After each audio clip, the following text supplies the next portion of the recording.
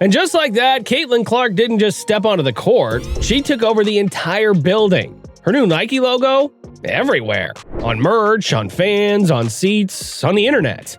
Nike didn't hand her a logo, they handed her a movement. But while Clark is stacking cultural wins like three-pointers, Angel Reese is in Chicago watching all of this unfold, and the contrast couldn't be louder. So let's talk about how Caitlin Clark just broke the WNBA's marketing game wide open, and why Angel Reese is caught in the storm. Caitlin Clark's new interlocking double C logo isn't just a design, it's a brand. Caitlin Clark is now a Nike basketball signature athlete. Yeah, the WNBA superstar is unveiling her very own logo. Take a look at this. I want it. Nike didn't roll this out quietly either. Billboards, social media blitzes, even limited edition apparel at Gainbridge Fieldhouse. It's already selling out faster than tickets to Beyonce. Fans aren't just buying a shirt, they're buying a piece of the Clark phenomenon. This is exactly why Nike takes their time. While people were yelling Nike fumbled the bag, they were cooking up something big. And now, it's official. Clark is a signature athlete with an entire product line on the way. Shoes, hoodies, premium gear. But what about Angel Reese? Oh, she has shoes coming too, but here's where the gap gets brutal. Angel Reese signed her flashy Reebok deal with Shaq in her corner.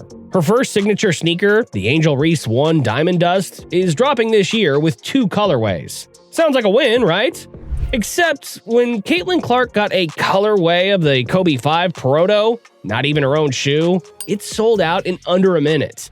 Resellers flipped them for $350 plus. That's the difference in star power. One feels like a headline, the other feels like an ad you scroll past. And the numbers? They tell the story better than anything. Because this is where Caitlin Clark separates herself from everybody. Her jersey sales aren't just leading the WNBA, they're sitting at number 2 across the entire basketball world. Think about that. She's outselling NBA legends like LeBron James, Luka Doncic, and Anthony Edwards. The only jersey hotter right now belongs to Steph Curry, and even that feels like it's on borrowed time. Remember draft night? Her Indiana Fever jersey was the fastest selling jersey in the history of all sports. Gone in under an hour. That's NFL, NBA, MLB, WNBA, all of it. And then came the shoes. Nike gave her a Kobe 5 Proto Clark colorway. Not even her own signature yet, just her flavor on an existing model. They released about 13,000 pairs at $190 a pop. Poof, gone in minutes. You blinked, you missed it. It didn't stop there. The resale market went insane. Pairs were popping up on eBay and StockX for $350 to $400 minimum. Some sizes even higher. That's sneakerhead territory usually reserved for Travis Scott or Jordan collabs. Meanwhile, Angel Reese? Her Reebok Diamond Dust sneaker is getting polite claps, but let's be honest, no one's camping outside Foot Locker for it. No resale frenzy, no crashes on Reebok's website. It feels less like a must-have and more like a clearance rack waiting to happen. And the fans notice the difference. Clark gear sparks chaos. Videos of lines wrapping around stores, kids crying when they miss out, parents begging on Facebook groups for a jersey. Reese gear? Quiet. You could hear a pin drop. That's why the Caitlin Clark machine is so dangerous. Because it isn't hype manufactured by Nike. It's real demand from real fans. They can't print Clark gear fast enough, and the scarcity just makes her even more valuable. But if you thought the numbers alone were enough to sting, wait until you hear how Nike is turning Clark's brand into something that feels more like luxury fashion than sportswear. Nike says Clark's logo represents her confidence, connection, and range. Fans see it as luxury. Chanel meets Gucci. Reese? She's working with her AR Halo logo, but let's be real. Even the name feels like it's trying too hard. And the global factor? Nike is pushing Caitlin Clark in Europe, Asia, South America, everywhere. Reese's Reebok line is barely cracking through in the States. That's the difference between Nike muscle and Reebok nostalgia. And here's where things get spicy. The jealousy angle. Angel Reese and Caitlin Clark, you don't have to squint to see the tension.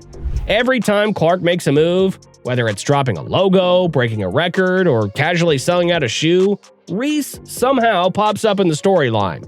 She'll give a side comment in an interview. She'll toss a little shade in a tweet. She'll shrug when reporters ask her about Clark's success, acting like acknowledging it would shrink her own shine. And fans? They notice. It doesn't read as confidence. It reads as envy with a side of insecurity. Meanwhile, Clark doesn't even blink. She never takes the bait. No subtweets, no back and forth, no press conference digs. She lets the scoreboard, the jersey sales, and the headlines do all the talking. And that silence? That's its own kind of flex. The fact that Clark doesn't need Reese to validate her just makes the gap between them wider. And the fan perception is brutal. Social media clips break it down frame by frame. Clark smiling, signing autographs for kids, leaving the arena with her CC merch line buzzing. Then Reese? Clips of her rolling her eyes in postgame pressers or dropping a line that sounds more bitter than bold. It's the kind of contrast that plays on loop in the comments sections. Clark as the star who makes basketball look fun, Reese as the rival who looks like she's trying too hard to stay in the same conversation. The problem is this. Attention is a double-edged sword. Reese does get clicks, but it's not the kind that builds a global fan base. It's the kind that stirs up debate for a day and fades. Clark? She sparks movements. When her logo hit, fans in Iowa, Indiana, even overseas were flooding timelines with unboxings and edits. Reese's Halo branding? It barely trended outside her core followers. And you can almost feel how much that eats at her. Last year, you made a powerful statement saying the reason people are watching women's basketball is not just because of one player, but because of you too. A year later, do you feel like you're Next question. Imagine being a competitor, seeing someone your same age, or younger, lap you in sales, endorsements, and cultural pull. It's like being stuck outside the club while the bouncer is high-fiving Caitlyn on the way in. This jealousy storyline isn't just personal drama. It's shaping the business of women's basketball, and it's already making Nike look like geniuses for betting big on Clark. That's why people keep comparing her to Steph Curry on the court and Taylor Swift off it. She doesn't just perform. She creates cultural events that make people stop scrolling, stop talking, and just watch. Think about how rare that is. Most athletes live in highlight clips or postgame quotes. Clark? She's living in memes, TikTok edits, ESPN lead-ins, and front-page fashion blogs all at once. One day, it's Clark pulls up from the logo. The next day, it's Clark's tunnel fit goes viral. That's crossover power, and Nike saw it coming a mile away. That's why they dropped $28 million over 8 years. Nike's machine has already gone global. Billboards in Europe, highlight reels running in Asia, kids in South America tagging #ClarkRange while imitating her step back. She's moving into that Messi Ronaldo territory where the name itself sells before anyone even asks, wait, who's she playing this week? Meanwhile, Reebok is, let's be real, still trying to find its footing. Angel Reese is a rising star, no doubt, but she's trying to build a skyscraper on land Nike's already paved. You can't outmarket the swoosh when they've got decades of infrastructure, design teams in every country, and a history of turning athletes into icons. Reese might drop a shoe, but Clark drops a global collection. That's the difference. And here's what's wild. Clark isn't even playing right now, and she's still driving headlines. Nike timed her logo release perfectly. Right as the WNBA season winds down, when the conversation could have cooled off, they pour gas on the fire. Overnight, Clark's brand became the conversation of women's basketball again. That's not luck. That's chess. This is what cultural domination looks like. When you're not just part of the sport, you're the face of the sport. When every endorsement, every fit, every tweet multiplies into a news cycle.